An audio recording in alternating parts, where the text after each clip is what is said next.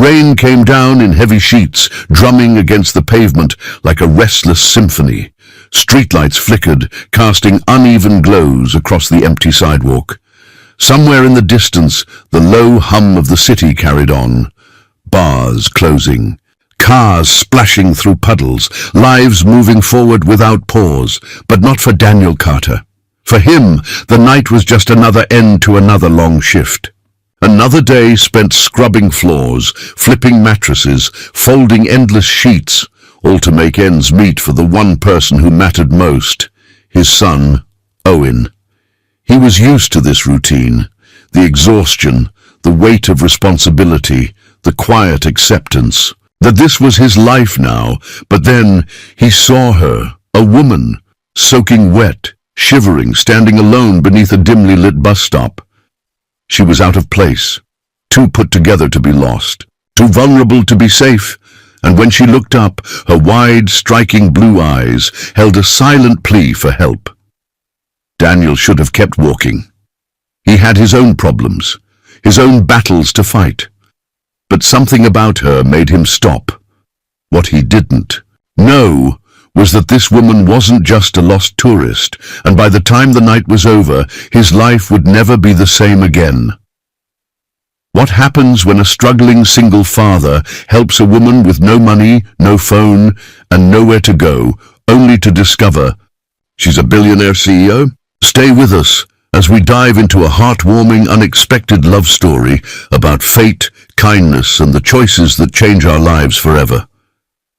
Before we begin, make sure to hit that subscribe button so you never miss another story that will make you laugh, cry, and believe in the power of human connection. And now, let's begin. This is a struggling single dad saved a lost tourist girl, only to discover she owned the hotel he worked for. The night air was thick with humidity, a signature of Savannah's coastal embrace. The dim streetlights flickered, casting golden pools onto the wet pavement. Daniel Carter pulled his worn-out jacket tighter around his shoulders as he walked home from another exhausting shift at Riverview Inn. His muscles ached from hours of cleaning rooms, carrying heavy linens, and ensuring the guests' comfort. He himself could barely afford. He let out a deep breath, rubbing his temples. It was nearing midnight, and all he wanted was to collapse into bed. But he knew that wouldn't happen right away. His 7-year-old son, Owen, would likely be waiting for him, pretending to be asleep when Daniel peeked into his room. The thought made him smile despite his fatigue. Owen, his reason for everything. As he turned the last corner toward his modest home, something caught his eye, a figure standing alone near the bus stop. At first, he thought it was just another late-night commuter waiting for a ride, but as he stepped closer, the reality became clear. A young woman, soaking wet from the earlier rain, stood trembling. Her arms were wrapped around herself in a feeble attempt to ward off the cold. A single flickering streetlight illuminated her features, long auburn hair clinging to her face, delicate cheekbones, and wide, panicked blue eyes. She looked out of place, as if she had wandered into the wrong part of town entirely. Daniel hesitated. "This isn't your problem, Carter. He should just keep walking. He had enough struggles of his own, bills to pay, a son to raise, a job that barely kept them afloat." But as he took another step, the woman shifted her weight unsteadily, almost stumbling. "Damn it!" With a resigned sigh, he walked toward her. "Hey," he said, his voice low and cautious. "You okay?" She flinched, her eyes darting up to meet his. For a moment, there was pure uncertainty in her gaze, fear maybe, but then it softened, as if she recognized that he wasn't a threat. I don't know," she admitted. Her voice was softer than he expected, carrying a refined but exhausted tone. I lost my phone.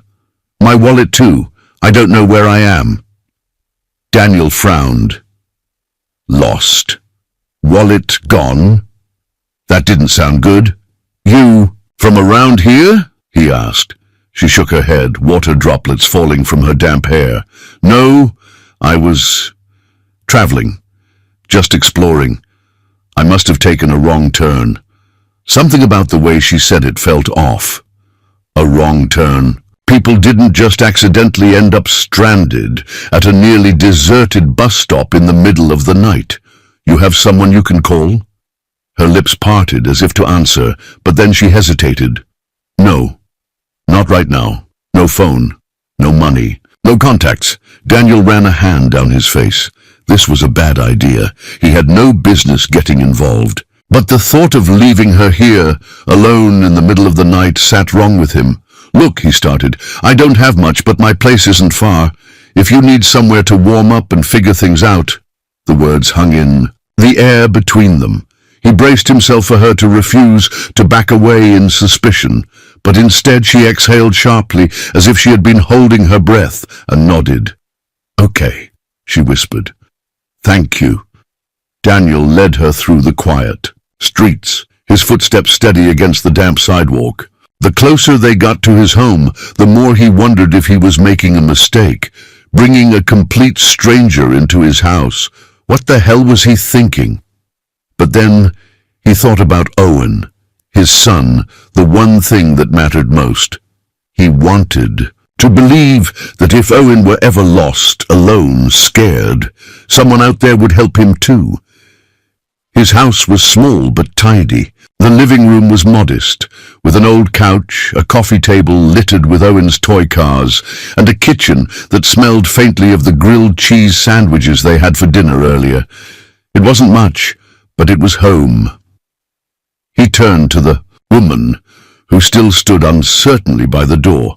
You can sit, he offered. She hesitated before lowering herself onto the couch. Daniel grabbed a spare towel from the hallway closet and handed it to her. It's not fancy, but it'll help. Thank you, she murmured, taking it and wrapping it around herself. For the first time, he really looked at her. Even disheveled, there was something striking about her, the way her eyes flickered. With quiet intelligence, the way she carried herself with an air of dignity despite her current situation. You got a name? He asked, leaning against the counter. She hesitated again, just for a second. Isabel, she finally said. He nodded. Daniel. A small, almost grateful smile touched her lips. Nice to meet you, Daniel. At that moment, the sound of small footsteps padded down the hallway. Daniel sighed. Owen, the little boy, appeared in the doorway, rubbing his sleepy eyes. His hair was a mess of brown curls, his dinosaur pajamas slightly too big for his small frame. Dad? Owen mumbled. Who's that? Isabel looked startled, but Daniel gave her a reassuring glance before crouching down to his son's level. This is Isabel. She got a little lost, so she's staying here for a bit. Owen's eyes shifted from his father to Isabel. Then, with the simplicity only a child could manage, he grinned. Hi, Isabel. Do you like dinosaurs? A startled laugh escaped Isabel's lips. She hadn't expected that. Yeah, she said, caught off guard. I think they're pretty. Cool! Owen's grin widened. Me too! I have a T-Rex toy. Wanna see? Daniel shook his head, smiling. Owen, it's late, buddy. The boy pouted but nodded, his small shoulders slumping. Okay. Night, Isabel. Good night, Owen, she replied softly. As Owen shuffled back to his room, Daniel turned back to Isabel. You should get some rest too. We'll figure things out in the morning. She looked at him for a long moment before nodding. Thank you, Daniel, really. He gave a small, almost imperceptible nod. He didn't know who she really was. He didn't know why she was here. But somehow he had a feeling that this one night would change everything. Sunlight streamed through the small window, casting a golden glow over the modest living room. The faint aroma of freshly brewed coffee filled the air, mixing with the comforting scent of slightly burnt toast. Isabel stirred, her senses slowly pulling her from sleep. For a brief moment she forgot where she was. The couch beneath her was lumpy but warm, and the sound of soft humming reached her ears. Then everything rushed back. She sat up quickly, blinking in the unfamiliar surroundings. Last night, the rain, Daniel, Owen, Her fingers tightened around the edges of the blanket draped over her. He must have covered me up before going to bed. The thought sent a strange warmth through her chest, one she quickly pushed aside. Taking a deep breath, she stood, stretching out the stiffness in her limbs before cautiously making her way toward the sound of activity. The kitchen was small, but cozy, with cabinets that had seen better days, and a fridge covered in Owen's colorful crayon drawings. At the stove, Daniel stood in a wrinkled t-shirt, flipping pancakes with practiced ease. Owen sat at the small dining table, still in, his dinosaur pajamas, swinging his feet back and forth as he focused on coloring. The scene was so ordinary, so different from the polished, sterile mornings Isabel was used to.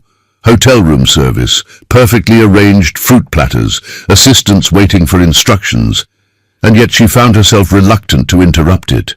Daniel must have sensed her presence because he turned, spatula still in hand. His gaze swept over her, assessing. "Morning," he said. "Sleep okay?" Isabel nodded, though the couch had been anything but comfortable. "Better than I expected." He smirked at that. "Coffee?" She hesitated. It was a simple question, but the act of accepting hospitality was unfamiliar territory for her. She wasn't supposed to need help from anyone, but here she was. "Yes," she finally answered. Daniel poured her a cup, sliding it across the counter. No fancy creamers or sugar cubes, just regular old coffee. She took a tentative sip, the rich bitterness grounding her. "It's perfect." Owen looked up from his coloring and beamed. "Dad makes the best pancakes too. Do you want some?" Isabel's lips curved slightly. "I'd love some." Daniel arched a brow. "You sure? They're just pancakes, not some five-star brunch platter." She rolled her eyes. "I think I can survive a meal without imported truffle shavings, thank you very much." Owen giggled, while Daniel simply gave her an amused look before flipping another pancake onto a plate. As they ate, Isabel couldn't help but observe the way Daniel interacted with his son. It wasn't just obligation, it was genuine love. He asked Owen about his dreams last night, listened intently to the enthusiastic rambling about dinosaurs, and even made silly T-Rex noises to make the boy laugh. Isabel had grown up surrounded by nannies, tutors, and strict expectations. Breakfast was never like this. "Do you always cook breakfast?" she asked, breaking the moment of comfortable silence. Daniel shrugged. "Owen's got to eat. Besides, I like cooking." There was something deeply admirable about that. A man who worked exhausting shifts but still made time to give his son moments of normalcy. "You're a good dad," she found herself saying. Daniel glanced at her as if trying to decide if she was being sincere. "I try." Owen suddenly looked up at Isabel, tilting his head. "What about you? Where's your family?" The question caught her off guard. "My parents..." She hesitated. "They're busy, always traveling, always working." Owen frowned. "They don't eat breakfast with you?" A strange tightness formed in her chest. "Not really." Owen seemed to process that for a moment before pushing his plate toward her. "You can have the last pancake, since you don't have breakfast people." Isabel's breath caught. Daniel let out a chuckle, shaking his head. "Owen, she's a guest. You don't need to bribe her with food."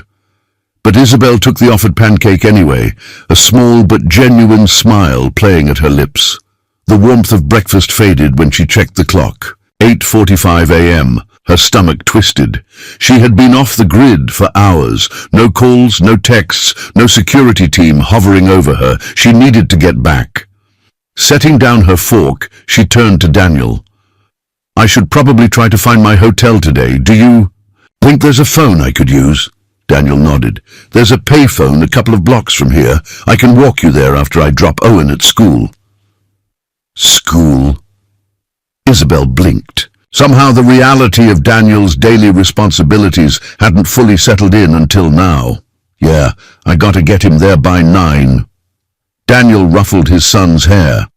"Otherwise, the teacher says he starts T-Rex roaring at inappropriate times." Owen grinned proudly. Isabel laughed despite herself. That's an important skill, honestly, Daniel smirked. Glad someone appreciates it. 10 minutes later, she found herself walking alongside them. A billionaire heiress trailing after a single dad and his 7-year-old in a backpack covered in dinosaur stickers. It was surreal. At the school gate, Owen turned back and waved. "Bye, Isabel." She hesitated, then waved back. "Bye, Owen." Daniel led her toward the payphone, hands shoved in his pockets. "So, guess this is where you make your call." Isabel stared at the booth, fingers tightening at her sides. Once she called, this moment, this fleeting, strange, warm experience would be over. She would go back to boardrooms, meetings, luxury hotels, back to a life where no one shared pancakes or made dinosaur sounds at breakfast or covered her with a blanket without asking for anything in return. She swallowed hard and reached for the phone. Daniel leaned against the post, watching her carefully. "You got someone to pick you up?" She hesitated. Then for the first time in years, she lied. "Yeah," she said, forcing a smile. "I'll be fine." Daniel studied her but nodded. "Good. Take care, Isabel." Something inside her twisted painfully at those words. She wanted to say something, anything, to keep the moment alive. But he was already turning away. She watched him walk down the street, a man with nothing to offer but kindness. And yet somehow he had given her more than anyone else ever had. Isabel swallowed hard and lifted the receiver, but her fingers hovered over the buttons. She had a choice to make, and for the first time in her life, she wasn't sure what she wanted. The luxury suite at the Sinclair Grand Hotel was breathtaking. Polished marble floors, floor-to-ceiling windows overlooking the Savannah skyline, and handcrafted furniture imported from Italy. It was the kind of place most people only saw in magazines, but to Isabel Sinclair it felt cold. She sat on the plush leather couch, staring at the untouched room service breakfast on the glass table in front of her. A perfectly arranged fruit platter, steaming Belgian waffles, and freshly squeezed orange juice. Everything prepared exactly as she liked, and yet it tasted like nothing. She picked up her phone, scanning through the missed calls and texts that had flooded in since she had finally reached out last night. "Lucas, where the hell have you been? Assistant team. Your security detail has been searching for you for hours. Please confirm your location. Sinclair HQ. Board meeting rescheduled for Friday. Will you be in New York by then? Lucas, you better have a damn good excuse." She sighed, rubbing her temples. Lucas Montgomery, her father's right-hand man, a corporate shark who had been breathing down her neck since she was old enough to sign contracts. He was efficient, ruthless, and never missed an opportunity to remind her of her responsibilities. Isabel knew she should respond. She should be in damage control mode, ensuring that no rumors about her disappearance spread to the media or shareholders. But instead, her mind kept drifting back to a tiny, slightly messy kitchen, the smell of burnt toast, and a 7-year-old boy offering her the last pancake. She closed her eyes. It had only been a day, but something inside her had shifted. Later that afternoon, she found herself sitting at the grand mahogany desk in her suite, laptop open, emails piling up. But instead of answering them, she was reading something else.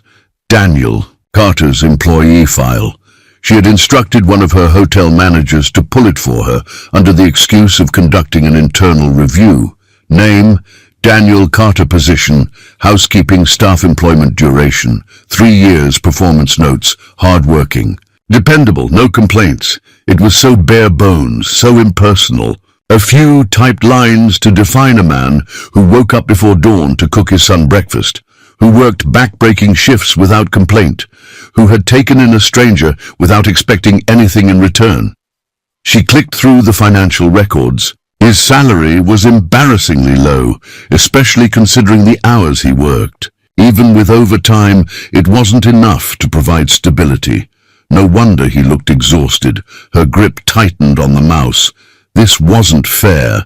Daniel Carter deserved better, and for the first time in her career, this wasn't about business.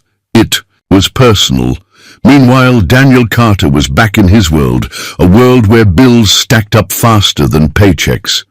His shift at Riverview Inn had started at noon, and he was already behind schedule. The hotel was overbooked, the front desk was swamped, and the housekeeping team was understaffed as usual. Daniel moved with practiced efficiency, stripping linens, restocking toiletries, making sure every inch of the rooms met corporate cleanliness standards. His back ached, his hands were dry and cracked from endless scrubbing, but he pushed through. He always did. He was used to this life. He had accepted it, but for the first time in years, his mind wasn't just on surviving. It was on a woman with striking blue eyes, sitting in his kitchen, sipping coffee that wasn't nearly good enough for someone like her. It was absurd. She was gone. Back to whatever life she had before getting lost that night. He shouldn't be thinking about her, and yet he was. That evening, Isabel sat in the executive lounge of the Sinclair Grand, swirling a glass of wine she had no interest in drinking. Lucas Montgomery sat across from her, his suit crisp, his expression unreadable. "So," he said coolly, "you disappear without a word, and now you're suddenly interested in a minor hotel operation. Should I be worried?" Isabel ignored his thinly veiled irritation. "The Riverview Inn is underperforming." Lucas raised an eyebrow. "And this is suddenly your concern?" "Yes," she said firmly. "I want to evaluate the staff and operations personally." Lucas leaned back, scrutinizing her. Personally, she held his gaze, daring him to challenge her. She was still a Sinclair. She didn't need to explain herself. Finally, he exhaled, shaking his head. "Fine. Do what you want, but don't. Get distracted, Isabel. Your father expects you in New York by Friday. Playtime in Savannah is over." She didn't react, didn't let him see that his words irritated her. Because this wasn't playtime. This was the first time she had ever wanted to do something that actually mattered. 2 days later, Daniel was called into the hotel manager's office. He braced himself, mentally preparing for bad news. Cut hours, layoffs, another ridiculous and corporate policy. Instead, the manager, a middle-aged man who barely looked up from his desk, shuffled some papers and cleared his throat. "There's been an internal review of staffing efficiency," he said in a monotone voice. "Corporate has decided to offer you a promotion. You're being moved up to a management position, supervisor of housekeeping. Comes with a raise." Daniel blinked. "What? A promotion? Out of nowhere? Are you sure?" Daniel asked cautiously. "This wasn't even a position that existed before." The manager shrugged. "Corporate directives. They want to invest in long-term employees. You've been here 3 years. No complaints. Consider yourself lucky." Lucky. That word settled uneasily in Daniel's stomach. Nothing in his life had ever come easy, and suddenly, out of nowhere, he was just being handed a promotion. Something wasn't right, but he had a son to feed, rent to pay, a future to think about. He couldn't afford to question it. So he nodded. "All right, thank you." As he left the office, he couldn't shake the feeling that someone, somewhere, had pulled some strings for him, and deep down, he already knew exactly who it was. That evening, as Daniel locked up for the night, his mind was still spinning. That's when he saw her, standing in the hotel lobby in a sleek black dress, looking like she didn't belong in his world at all, except she had. For one night. Isabel Sinclair. She turned, met his gaze, and in that moment, he knew his life was about to change again. Daniel Carter had seen a lot of things in his years working at Riverview Inn: frustrated guests throwing tantrums, drunk businessmen stumbling into the wrong rooms, even the occasional celebrity trying to keep a low profile. But nothing had ever knocked the air out of his lungs the way seeing Isabel Sinclair standing in the hotel lobby did. She looked completely different from the woman he had met that night in the rain. Gone were the damp clothes and the vulnerable, lost expression. In their place was an image of effortless power, a sleek black dress, heels that probably cost more than his monthly rent, and an air of quiet authority that made the entire room shift around her presence. She didn't belong here, except apparently she did. Isabel met his gaze, something unreadable flickering in her blue eyes. For a moment, neither of them spoke. The noise of the hotel lobby faded into the background, leaving only the weight of unspoken words between them. Finally, Daniel found his voice. "What are you doing here?" She tilted her head, amusement dancing at the corners of her lips. "You work here, I own it. Seems like we both have a reason to be here, don't we?" His stomach tightened. He'd been right. She had pulled strings for him. Daniel exhaled sharply, his fingers tightening at his sides. "So that's it? You disappear, then suddenly I get a promotion out of nowhere, and now you're just here." Her expression didn't waver. "I didn't disappear. I left. And I didn't give you anything, Daniel. You earned that promotion." He let out a humorless chuckle. "Right, because upper management at a struggling hotel just happens to take an interest in housekeeping staff at random." Her jaw tightened, but she didn't back down. "I read your file. You've been here for 3 years, never missed a shift, never once called in sick. Do you know how rare that is? This place should have recognized you a long time ago. If my presence here made them finally notice, then good." Daniel studied her, searching for any trace of insincerity. He wanted to believe she was just some out-of-touch rich girl trying to soothe her conscience, but there was something in her gaze, something genuine, that made it hard to dismiss her. Before he could say anything else, the hotel manager approached, looking flustered. "Miss Sinclair, I apologize for the delay. We've prepared the executive suite for your stay, and I've arranged a full staff briefing tomorrow to discuss any operational concerns." Daniel blinked. "You're staying here?" Isabel turned back to him, her expression composed. "No, for how long?" A small, almost imperceptible smile touched her lips, long enough to make a few changes. By the next morning, the entire hotel was buzzing with rumors about the mysterious billionaire owner suddenly taking an interest in their tiny establishment. The staff, especially the management, were terrified. Corporate oversight usually meant one thing: restructuring, and restructuring meant layoffs. Daniel, however, wasn't concerned about the gossip. He was concerned about Isabel. She was everywhere. Inspecting the kitchens, reviewing front desk procedures, sitting through meetings with department heads, actually listening when employees talked about the problems they faced.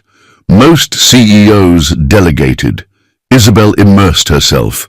Daniel found himself watching her more than he should. He told himself it was because he still didn't trust her motives. But deep down, he knew it was more than that. She was brilliant.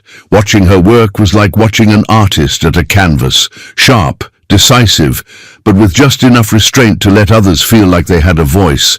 But she was also out of place. In a way she didn't seem to realize. She didn't know how to carry a laundry cart without knocking into things. She didn't know that the vending machine in the break room had been broken for months because corporate refused to approve a repair. And she definitely didn't know how to sweep without somehow looking like she was holding an ancient artifact for the first time. Daniel found that last one out firsthand. "You're doing it wrong," he said, arms crossed, watching as she awkwardly maneuvered a broom across the marble floor. Isabel shot him a glare. "Sweeping is sweeping. How can you do it wrong?" "Like that." "Helpful," she muttered, adjusting her grip. He sighed, stepping forward. "Here." She stiffened as he moved behind her, reaching over to adjust her hands on the broom handle. He was too close, close enough that he could smell her perfume, subtle, elegant, completely out of place in a dusty hallway. Isabel didn't say anything. Neither did he. For a moment, the air between them shifted, something unseen, crackling. just beneath the surface. Then she cleared her throat and stepped away. Got it, thanks. Daniel shoved his hands into his pockets, suddenly needing distance. Any time, boss. Her lips twitched. You don't have to call me that. Sure thing, boss. She rolled her eyes but didn't argue. Later that evening, Daniel was finishing up paperwork in the staff lounge when Owen burst through the door. Dad! Dad! Guess what? Daniel barely looked up. You figured out time travel, and now we can go back to a point where rent was cheaper? Owen huffed. No, but Isabel invited us to dinner. Daniel's head snapped up. She what? She said she wants to take us out, like fancy dinner. Owen's eyes sparkled with excitement. I've never had a fancy dinner before. Daniel rubbed the back of his neck. Kid, I don't think... Come on, Dad, Owen pleaded. Please, Isabel's really nice, and she said they have chocolate cake. Daniel sighed, running a hand over his face. He should say no. He should remind Owen that they didn't belong in Isabel Sinclair's world, but the look in his son's eyes, pure excitement, pure joy, made it impossible to refuse. And so, against his better judgment, he found himself agreeing to have dinner with the woman who had already disrupted his world more than she realized. That night, when they arrived at the restaurant, Daniel expected to feel out of place, and he did. The crisp white tablecloths, the hushed conversations, the polished silverware. This wasn't his world. But then he looked at Owen, eyes wide with wonder, happily swinging his feet as he tried to figure out which fork to use first. And then at Isabel, who, despite her wealth and status, looked genuinely happy just to be sharing a meal with them. For the first time, Daniel let himself wonder. Maybe their worlds weren't as incompatible as he thought. But just as the thought. Settled, Isabel's phone vibrated on the table. She glanced at it, and for the briefest moment her expression darkened. Daniel saw it, and he knew. Whatever this was, whatever fragile thing they were building, wasn't going to last. The soft glow of candlelight flickered against the polished silverware, casting delicate shadows over the pristine white tablecloth. The hum of quiet conversation filled the air, punctuated by the occasional clink of fine china. The restaurant was nothing like the places Daniel usually ate at, and yet here he was, seated at a table with Isabel Sinclair and his wide-eyed son, Owen, who looked as if he had just walked into a fairy tale. The boy beamed as he examined the menu, his small fingers tracing over the elegant script. Dad, look, they have steak, like real steak. Daniel chuckled. Yeah, buddy, it's a fancy place. Across the table, Isabel smiled, watching their exchange. Order whatever you'd like, Owen. Tonight's on me. Daniel's shoulders tensed. He didn't like the idea of someone picking up his tab, especially not a billionaire who probably spent more on a handbag than he did on rent. But Owen was too excited for him to argue. As the waiter took their orders, Daniel found himself stealing glances at Isabel. She looked at ease, but there was something in her eyes, something distant. He had seen it before. In people who had too much responsibility, too many expectations pressing down on them. And then there was her phone. Even though she had silenced it, she kept checking it, her fingers subtly tightening around the device. Each time the screen lit up, something was wrong. Daniel didn't know what, but he knew when someone was carrying a weight they weren't ready to share. He also knew better than to push. Despite the underlying tension, dinner was surprisingly nice. Owen, oblivious to the tension between the adults, dominated the conversation, telling Isabel all about his dinosaur collection, how he planned to be either a scientist or a superhero, and how his dad made the best grilled cheese sandwiches in the world. Isabel listened, truly listened, laughing in all the right places, engaging with him in a way that felt so natural, so genuine, that Daniel had to remind himself who she was.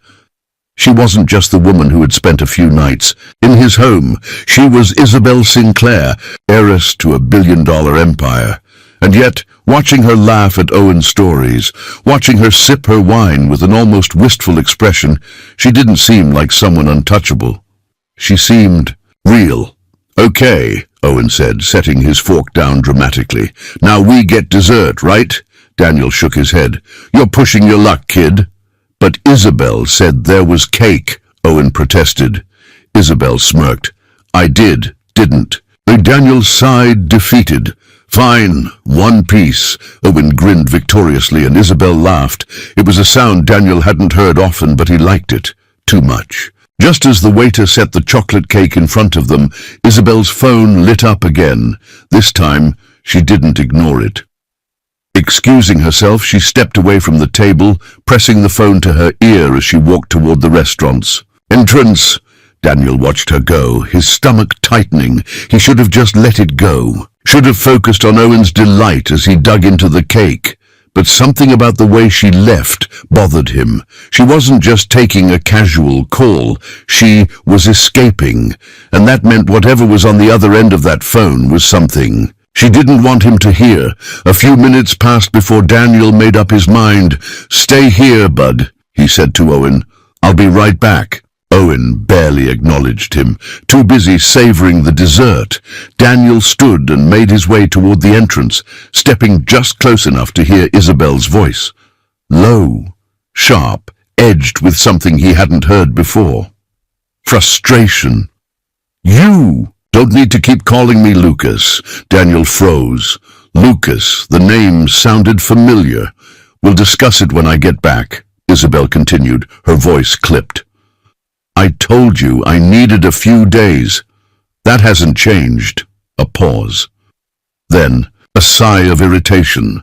"No, I don't think I need to be reminded of my responsibilities. And I don't care what my father thinks." She stopped abruptly, as if catching herself, lowered her voice. "Just drop it for now. I'll handle it." Daniel quickly turned away before she could notice him listening. By the time she returned to the table, she had smoothed out every trace of irritation, slipping back into that polished, controlled version of herself. But Daniel had seen the crack in the facade, and now he had questions. Back at the table, Isabel picked up her wine glass and took a slow sip as if nothing had happened. "Sorry about that," she said smoothly. "Business call." Daniel studied her for a moment before nodding. "Figured." She glanced at him as if assessing whether he believed her. But Daniel didn't press. Not yet. Owen, of course, was oblivious to the tension that had settled between them again. He licked chocolate off his fork and declared, "Best cake ever." Isabel smiled, but this time it didn't quite reach her eyes. Daniel noticed.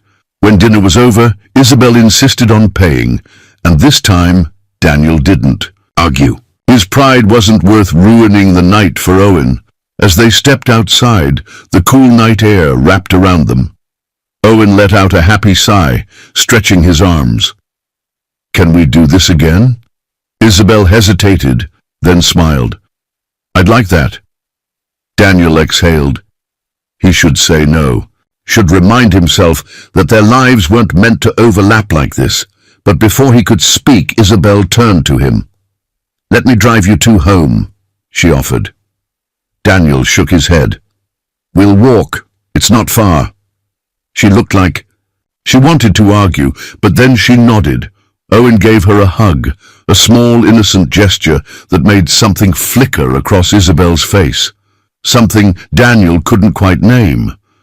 As they walked away, Daniel fought the urge to turn back, to look at her one more time, because, despite everything, despite the worlds that separated them, he couldn't shake the feeling that she wasn't ready to let go of whatever this was, and neither was he.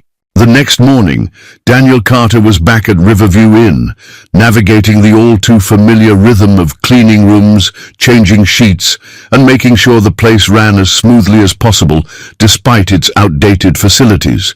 But today, something was different. The moment he walked into the staff lounge, all eyes turned to him. A few of his co-workers whispered amongst themselves, sending quick glances his way. Some of them looked impressed. Others wary. Daniel frowned. What the hell was going on? Looks like you've moved up in the world, a voice muttered beside him. He turned to see Marcus, one of the senior housekeeping staff, leaning against the counter with his arms crossed. Daniel gave him a questioning look. What are you talking about? Marcus scoffed. Don't play dumb, man. Word is out, you got promoted, management. Daniel blinked. Promoted? What? He asked, his stomach twisting with unease. Marcus shrugged. Came straight from corporate. Apparently they think you deserve a supervisor position. Guess it pays to have powerful friends, huh? Daniel's jaw tightened. Isabel. His thoughts immediately flashed back to last night, to the way she had looked at him across the table, to the business call she had taken. So that's why she had shown up at the hotel. She hadn't come to see the place. She had come to interfere. Barely an hour later, Daniel found himself standing inside the manager's office, listening as his boss droned on about his new responsibilities. Of course, the role comes with a pay raise, the manager added, flipping through a file as if this wasn't a big deal. You'll be overseeing a team, handling scheduling, and ensuring guest satisfaction at a higher level. It's a great opportunity. Daniel was barely listening. His fists clenched at his sides. He didn't believe in miracles. He had worked hard his entire life, scraping by, pushing through, doing his best to give Owen a future, and in all that time no one had ever just handed him anything until now. Why? Me? Daniel asked, his voice sharp. The manager finally looked up, surprised by the question. Excuse me? Why me? Daniel repeated. People don't just get promoted out of nowhere. So tell me, who put in the recommendation? said the manager hesitated. Then he sighed as if already bored of this conversation. If you must know, corporate oversight has been reviewing staff records. Ms. Sinclair took an interest in you. There it was. Daniel let out a bitter laugh, shaking his head. Isabel. She had done this. Had she thought she was helping him? That he needed a charity promotion from a billionaire who didn't know the first thing about struggling to survive. His blood boiled. He didn't need her pity. The manager studied him carefully. Look, Carter, if you don't want the job, I can give it to someone else. Daniel cut him off immediately. I'll take it. The manager smirked. I thought so. But Daniel wasn't taking it because of Isabel Sinclair. He was taking it because of Owen, because pride didn't put food on the table. By the time his shift ended, Daniel knew he had to face Isabel, and sure enough, he found her exactly where he expected, sitting in the hotel's executive lounge, reviewing paperwork, a half-finished cup of coffee beside her. She looked up. When he walked in, and just like before, there was something too calm, too composed about the way she greeted him. Daniel. He didn't return the pleasantries. Instead, he pulled out the chair across from her and sat down, fixing her with a hard stare. So, he said flatly, you want to tell me why you decided to play God with my life? A flicker of something passed through her eyes, annoyance, regret, but she didn't look away. I didn't play God, she replied smoothly. I recognized talent that wasn't being appreciated. That's what good leadership does, Daniel scoffed. Right, and it has nothing to do with the fact that you spent a few nights at my place. Her jaw tensed, just slightly. I would have made the same decision regardless. Bullshit. The word landed between them like a gunshot. For the first time, Isabel visibly stiffened. Daniel leaned forward, his voice lower now, but no less intense. You think I don't see what's happening here? You felt guilty. You thought giving me a raise would fix that. She didn't deny it, and that silence told him everything. His chest tightened. I don't need your help, Isabel. Her eyes darkened. Everyone needs help, Daniel. Even you. Not like this. A long pause. Then, finally, Isabel sighed, setting down her pen. I wasn't trying to insult you. Well, congratulations, he said, standing. You did anyway. He turned to leave, but before he could take another step, her voice stopped him. I saw your paycheck. His feet froze. Slowly, he turned back. What? Isabel exhaled, her gaze unwavering. I saw how little you're being paid for the work you do, and I couldn't stand by and pretend that was okay. You think I did this out of pity? I didn't. I did it because you deserved better, and if you can't see that, then maybe you should be mad at the system that undervalued you in the first place, not at me for trying to fix it. Daniel's jaw clenched. Because damn it, she wasn't wrong. But that didn't make it easier to swallow. You don't just walk into someone's life and start fixing things, he muttered. She met his gaze head on. Why not? Because it makes it harder to go back to how things were. Because it makes me wonder what it would be like to have someone on my side for once. Because it makes me feel things I shouldn't. He didn't say any of that. Instead, he shook his head and left, feeling more conflicted than ever. That night, as Daniel tucked Owen into bed, his son looked up at him sleepily. Are you still mad at Isabel? Daniel sighed. I don't know, kid. Owen yawned. She's nice, and she likes pancakes. Daniel let out a small chuckle despite himself. Yeah, she does. Owen's voice softened. Then maybe she's not trying to hurt you. Maybe she just wants to help. Daniel swallowed hard, because for all his frustration, for all his pride and stubbornness, he knew Owen was probably right, and that was the scariest part of all. Daniel Carter had spent most of his life figuring things out on his own. He had learned to navigate the struggles of being a single father. He had learned how to stretch a paycheck to cover rent, food, and Owen's ever-growing list of school supplies. He had learned how to survive without asking for help, but ever since Isabel Sinclair had stepped into his world, that balance had been shaken, and now he had to figure out what to do about it.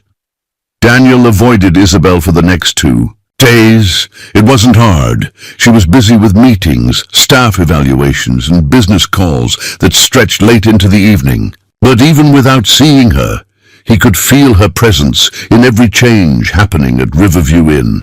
The vending machine in the break room was fixed. The front desk staff received upgraded training programs. Kitchen workers were given actual meal breaks instead of eating leftovers in storage closets. And Daniel, well, he had an office now.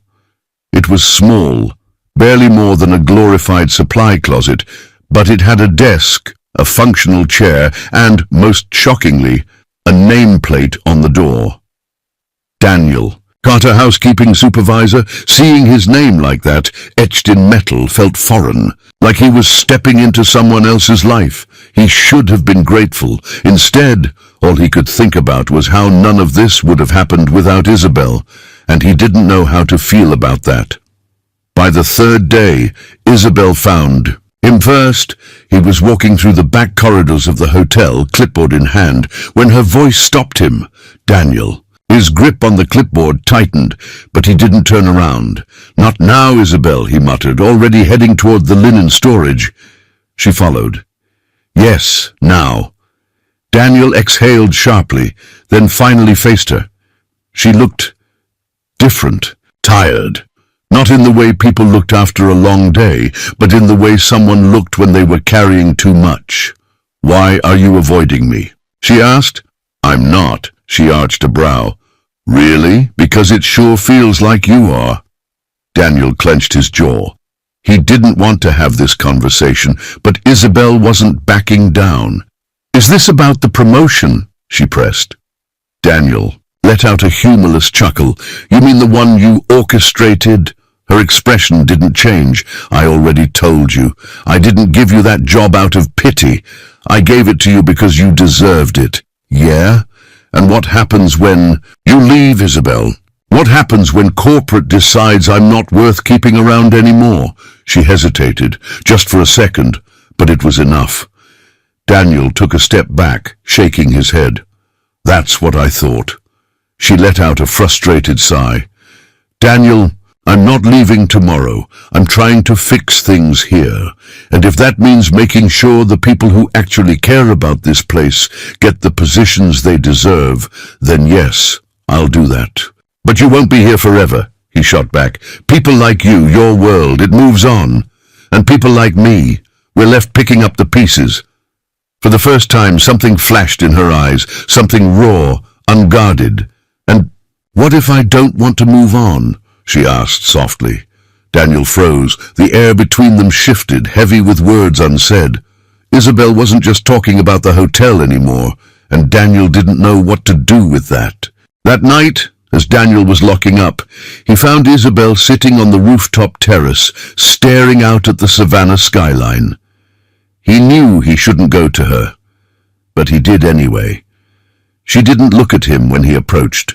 "I used to love this city," she murmured. Daniel sat down beside her, leaving enough space between them to breathe. "Used to," she exhaled. "Before my life became boardrooms and contracts and profit margins. Before I realized that my name wasn't mine. It belonged to my father's empire." Daniel studied her profile, the way the city lights reflected in her eyes. "I read about your family," he admitted. "Sinclair International. That's a big deal." She laughed, but there was no humor in it. "Yeah, it is, and it's exhausting." Daniel was quiet for a moment.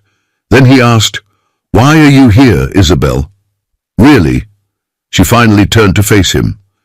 "Because I wanted to remember what it felt like to be just me, not a CEO, not the Sinclair heiress, just Isabel." Daniel held her gaze. He understood that more than he wanted to admit, because he wasn't just Daniel Carter, the hotel employee. He was a father, a man trying to build a life that didn't feel like it was slipping through his fingers. And now, somehow she was a part of that life. The next morning, Daniel arrived at work to find a familiar figure waiting in the lobby, a man in a sharp navy suit, hair neatly combed back, expression cool and unreadable. Daniel didn't recognize him, but he knew exactly who he was, Lucas Montgomery, Isabel's father's right-hand man, and if he was here, that meant trouble. Lucas turned, spotting Daniel immediately. A slow, calculating smile crossed his face. "So," he said smoothly, "you're the man who's been distracting Isabel." Daniel clenched his jaw.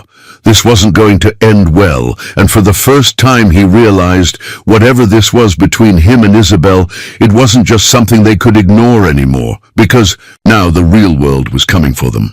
Daniel Carter had never liked men in suits. Men in suits meant bank notices, landlords, corporate executives who didn't know the first thing about the people whose lives they controlled.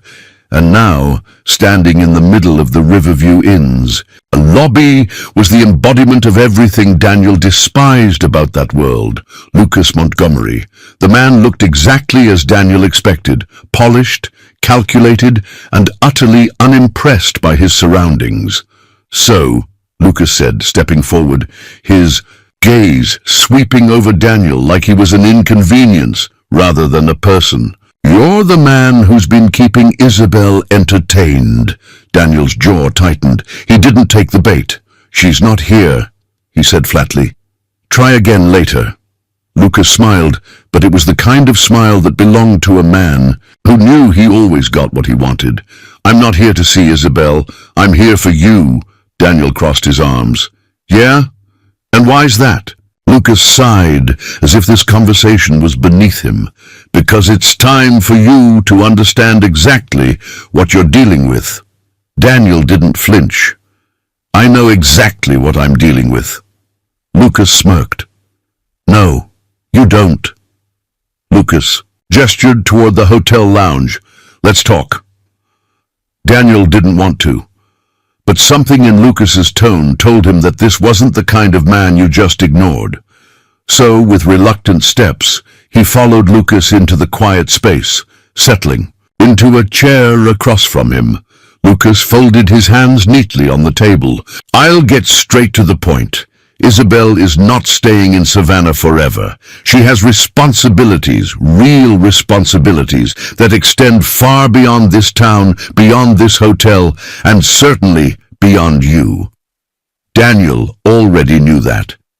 He'd known it from the moment she walked into his life, but hearing it from Lucas, hearing it said so coldly, so clinically, made something in his chest tighten. "And what exactly do you think is happening here?" Daniel asked, keeping his voice steady. Lucas leaned back, studying him like a puzzle he was already solving. "I think you're a decent man, hard-working, loyal. I can see why Isabel is drawn to you." He tilted his head. "But let's be honest, shall we? This isn't a love story." Daniel's fingers curled into fists beneath the table. "You and Isabel," Lucas continued, tone smooth as glass, "it's temporary, a distraction. And when she leaves, and she will leave, you'll be right back where you started. The only difference is that you'll be left wondering why you ever thought someone like her would choose someone like you." Daniel exhaled slowly, forcing himself to stay calm. He'd been underestimated before, looked down on before. But this was different, because it wasn't just about him, it was about Isabel. "Funny," Daniel said, his voice calm despite the storm inside him. "You talk like you know her, but I don't think you do." Lucas's expression didn't change. "I know her better than you ever will." Daniel shook his head. "No, you know the version of her that was built for boardrooms and press conferences. But the woman I know, the one who laughs at bad jokes, who listens to my son's dinosaur facts like they actually matter, who stayed in my home and saw what life outside of wealth looks like." His voice hardened. "That's the real Isabel." Lucas's smirk faltered. Daniel stood. "If you're here to scare me off, you're wasting your time." Lucas exhaled through his nose, something shifting in his gaze. A flicker of respect, maybe, or amusement. Then he rose to his feet as well. "Fair enough," he said smoothly. "But just remember, people like Isabel don't get to choose their lives. And when she's gone, don't say I didn't warn you." With that, Lucas walked away, leaving Daniel standing alone in the lounge, anger thrumming beneath his skin. Isabel found him an hour later. She was fresh from a meeting, still dressed, in that polished corporate armor she wore so well. But the moment she saw him, she knew something was wrong. "You saw him," she said quietly. Daniel nodded. "Yeah, I saw him," she exhaled, rubbing her temples. "I'm sorry, I didn't. Ask him to come here." "Doesn't matter," Daniel cut in. "What matters is that he's right, isn't he?" She frowned. "What?" Daniel's jaw tightened. "You're leaving. You can't stay here, Isabel. Not forever." She flinched. "Daniel, tell me I'm wrong," he challenged. Silence. And that was his answer. His chest tightened. He had known this was coming. He had always known, but knowing something didn't make it hurt less. Isabel stepped closer, her voice softer now. "I don't want to leave, but you will," Daniel said. "And when that happens, what am I supposed to do? What's Owen supposed to do?" She opened her mouth, then closed it, eyes flickering with emotion she couldn't quite name. Daniel ran a hand through his hair, exhaling sharply. "Look, I don't regret knowing you, and I don't regret—" He stopped, shaking his head. "But I can't do this if I know it's just gonna end." She swallowed hard. "I don't want it to end." "Then what do you want, Isabel?" She didn't answer, because for all her intelligence, all her ability to control boardrooms and business deals, this was the one thing she hadn't figured out yet, and Daniel wasn't sure he could wait around while she did. That night, Daniel sat on the edge of Owen's bed, watching his son sleep. The little boy breathed evenly, his face soft and peaceful in the glow of the bedside lamp, so unaware of the storm brewing in the world of the adults around him. Daniel sighed, rubbing his temples. He needed to protect Owen, not from Isabel, but from the inevitable heartbreak of losing something they had both grown attached to, and maybe from his own heartbreak too. Because Lucas was right about one thing. When Isabel left, she would take a part of Daniel with her, and he had no idea how to stop that from happening. The next morning, Isabel Sinclair was gone. Daniel Carter didn't know why he had expected anything different. Maybe it was wishful thinking, or maybe he had hoped that their late-night conversation had meant something more. That maybe, just maybe, she would have stayed, if only for a little longer. But when he arrived at work, she was nowhere to be seen. The hotel staff whispered about it. One moment, their billionaire CEO had been making changes, shaking up the way things were run, and the next, she had vanished, just like that. Daniel told himself it didn't matter, but deep down, it did. That evening, Daniel picked Owen up from school, as usual. The boy climbed into the car, stuffing his backpack into the back seat, before looking up expectantly. "Isabel coming over for dinner?" Daniel gripped the steering wheel. "No, buddy." Owen frowned. "Why not?" "She had to leave." The disappointment on Owen's face was immediate. A small, innocent kind of heartbreak that Daniel hated seeing, but she said we'd have dinner again. Owen mumbled. Daniel exhaled. "I know." Owen was quiet for a long time before he finally asked, "Is she coming back?" Daniel hesitated. And that pause, that split second of uncertainty, was enough to give Owen his answer. The little boy slumped in his seat, staring out the window. "I'd liked her," Daniel swallowed hard, forcing himself to keep his voice steady. "Me too, kid." A week passed, then two, and Isabel Sinclair became a memory. Daniel threw himself into work, trying to ignore the gaping hole her absence left behind. The changes she had made at the hotel were still there. Higher wages for staff, better schedules, actual meal breaks. But the person responsible for them was gone. And just like Lucas had predicted, life went on. But not for Daniel. Because no matter how much he tried to convince himself that this was for the best, he couldn't stop thinking about her, the way she had laughed at Owen's dinosaur stories, the way she had looked when she had admitted she didn't want to leave, the way she had wanted something more, just like him. And that was the part that scared him the most, because for the first time in years, Daniel had let himself want something more, too. It happened on a Thursday night. Daniel had just finished putting Owen to bed when there was a knock on his door. He wasn't expecting anyone, and when he pulled it open, the last person he thought he would see was standing there. Isabel. She looked different, not in a physical way. She was still the same woman with sharp blue eyes and the kind of presence that could command a room. But there was something else. Something raw, something unpolished, like she had been fighting a battle inside herself, and she had finally made a decision. Daniel didn't say anything. He just stared at her, and then she spoke. "I quit." He blinked. "What?" She swallowed. "Sinclair International, the company, the board meetings, the expectations. I quit." Daniel's chest tightened. "You... what?" She let out a slow, shaky breath. "I thought about what you said, about how I'd leave, about how I'd move on, and I realized I don't want to." Daniel exhaled sharply. "Isabel, I know it sounds crazy." She rushed on, stepping closer. "I know I have a life in New York, a career, but She hesitated, eyes flickering with emotion. "I wasn't happy there, Daniel. I was existing, not living."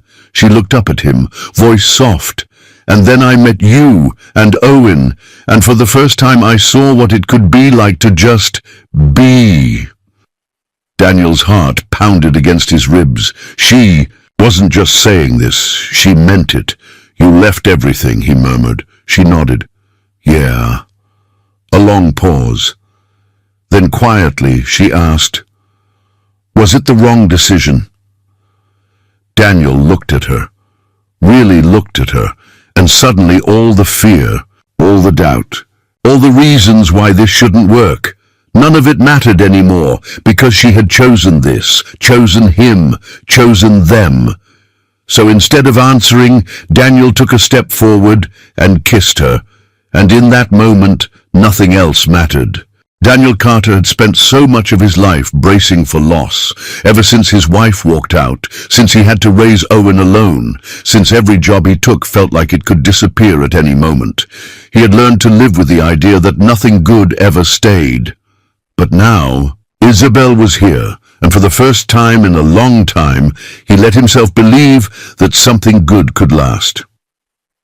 The next morning, Daniel woke up before sunrise.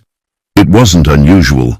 Years of working long shifts had conditioned his body to expect exhaustion before the day even began. But today was different because Isabel was still here.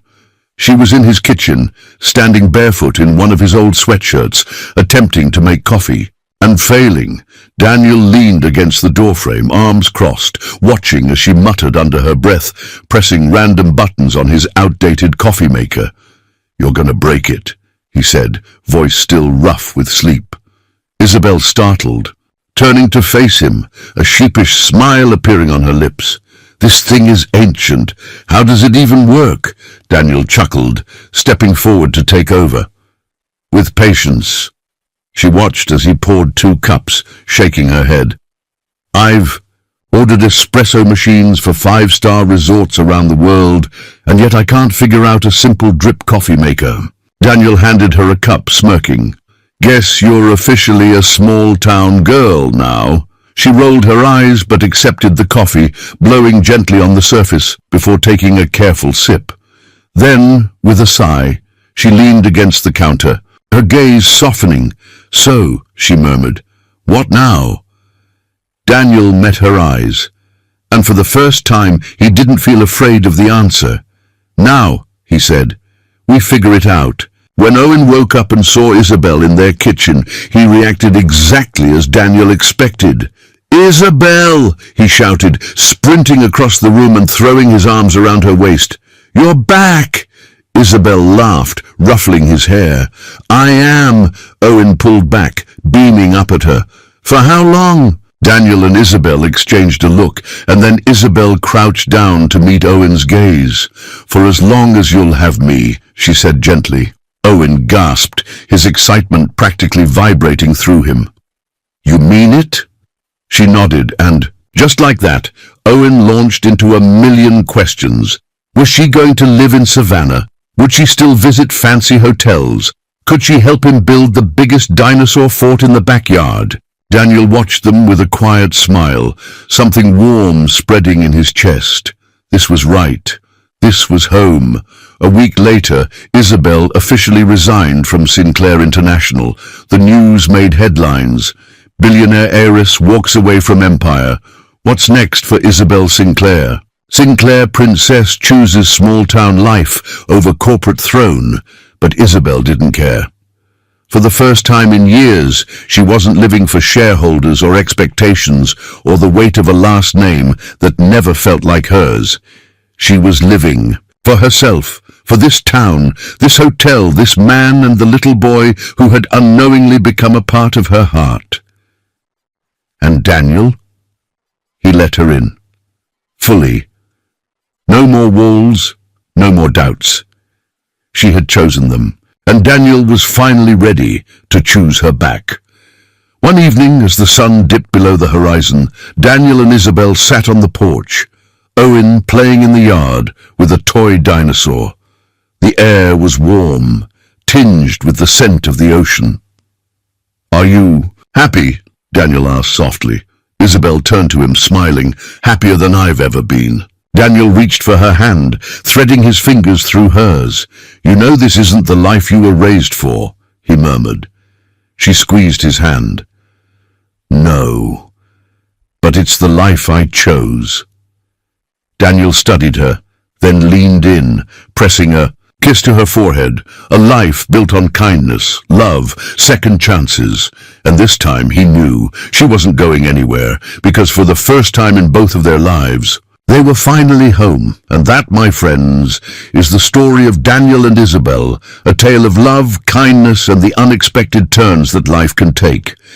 But now we want to hear from you. Tell us, where are you watching from? Are you tuning in from a cozy apartment in the city? A quiet small town like Savannah? Or maybe somewhere completely unexpected? Drop your location in the comments.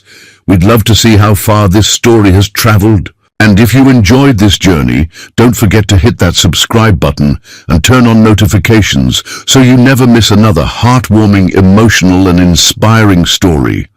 Your support helps us continue bringing you stories that move the heart and soul. Thank you for watching, for listening, and for being a part of this wonderful storytelling community. Until next time, take care, stay kind, and we'll see you in the next story.